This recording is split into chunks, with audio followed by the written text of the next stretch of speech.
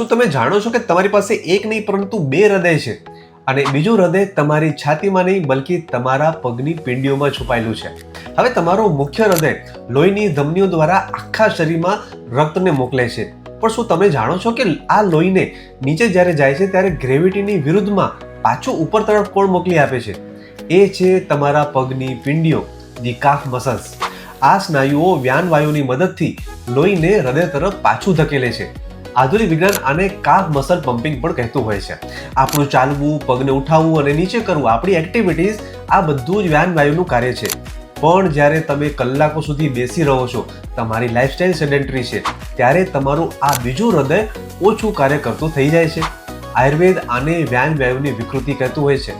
આ લોહીના નબળા પરિભ્રમણથી પગનો સોજો આવી જવો, થાક લાગવો અને પગ તેમજ શરીરમાં ભારેપણું મહેસૂસ થવા લાગે છે, જેના લીધે આગળ જતા વેરિકોઝ વેઇન એટલે કે પગની નસો ફૂલાઈ જવાની તકલીફ પણ આવતી હોય છે.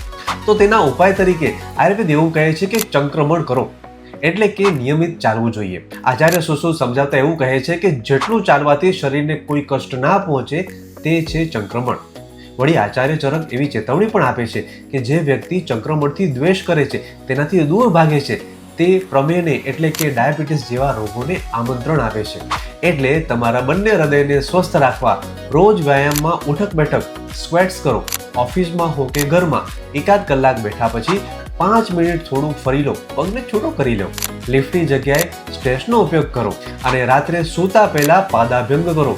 તલના કે સિમ્પલ ટોપરાના તેલથી પગના તળિયા અને કાફ મસલ પર માલિશ કરો. તમારી પીંડીઓને સ્વસ્થ રાખવા માટે સવારે સૂર્ય નમસ્કાર કરો, જે વ્યાન વાયુ માટે શ્રેષ્ઠ કસરત સાબિત થઈ શકે છે.